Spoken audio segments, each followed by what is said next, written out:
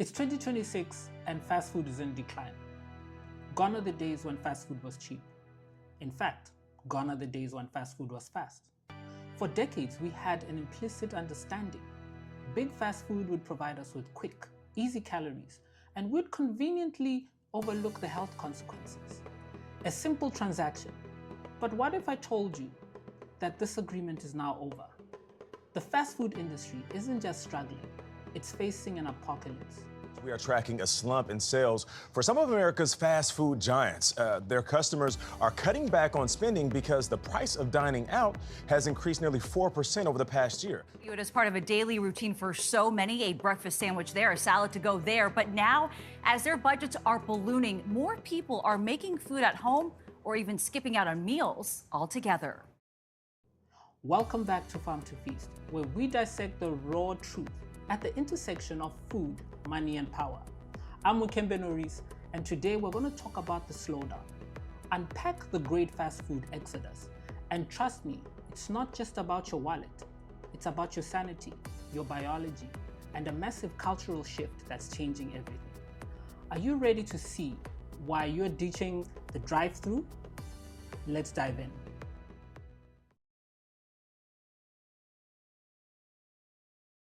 First up, let's talk about the inconvenience that isn't. The industry poured billions into digital transformation. Most restaurants have apps, kiosks, AI drive-thrus, promising seamless efficiency.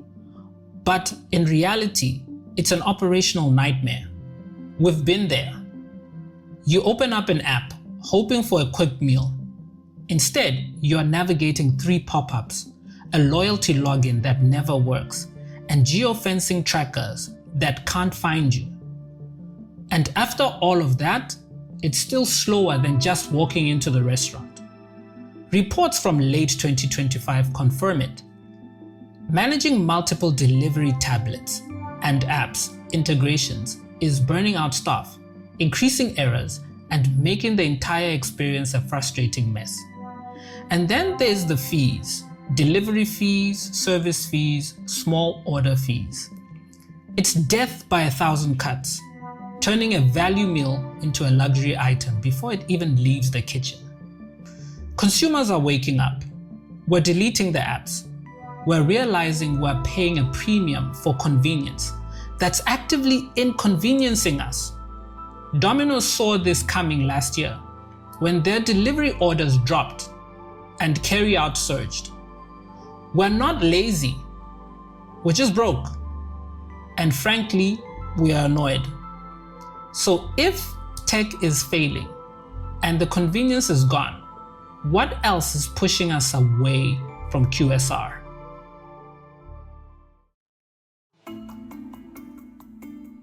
Now, this is the curveball that traditional financial analysts completely miss. We talk about inflation and supply chains, but we need to talk about biology. Imagine a drug that literally switches off your craving for ultra-processed, high-fat, high-sugar foods. The very foundation of that fast food business model. That drug exists. It's called Ozempic, and it's part of a class of medications known as GLP-1s. By 2030, projections show that 35% of all food and beverage sales will be influenced by GLP-1s. That's a trend that should set off alarm bells. Data from late 2025 already shows households using these drugs spent 8% less at fast food restaurants. It's not just less food, it's different food.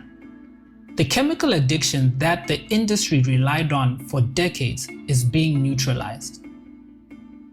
The industry engineered these foods to be hyper-palatable, to keep us coming back. But now millions of consumers are opting out of that addiction. The industry is trying to pivot with protein bowls and smaller portions. But you can't pivot a supertanker in a bathtub. If your entire business model relies on people overeating and people suddenly stop overeating, you don't have a business. This isn't just a challenge, it's an existential threat. If you've been with Farm to Feast, you know we saw the signs early in 2024. But the data from 2025, now that's a smoking gun. McDonald's, the titan, posted its steepest same-store sales drop since the pandemic, a brutal 3.6% plunge in early 2025. And they aren't alone. Wendy's slashed forecasts. Even Chipotle, the fast casual darling, started showing cracks after hiking prices for the 6th time. The economic reality is undeniable. The gap between eating out and eating at home has become a chasm. By late 2025, restaurant inflation was over 300 basis points higher than grocery inflation. So what did the industry do? They panicked. They tried to lure us back with value meals and promotions. But it was too little, too late. And why?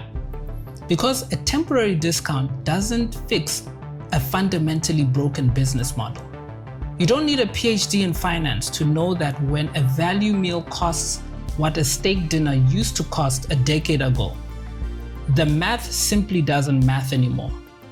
The value proposition, the very core of fast food's appeal, has evaporated. So, if we're not going to the drive-thru, where are we going?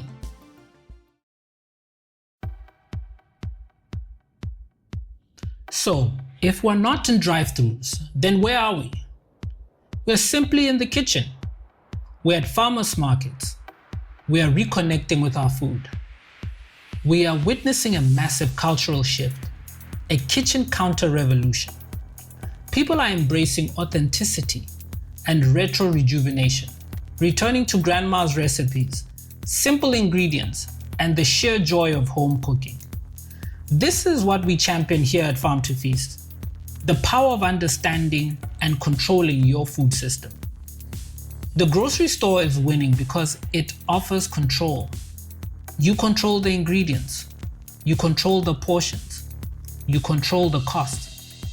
The grocery gap has made cooking at home the only rational economic choice for millions. This is not trading down like in past recessions, from a steakhouse to McDonald's.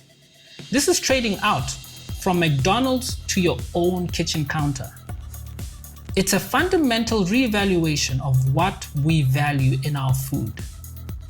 And it's a powerful statement against an industry that has lost its way. Here's the bottom line, and in stark, the fast food industry is fighting a war on 3 fronts: price, experience, and biology. And they are losing on all 3.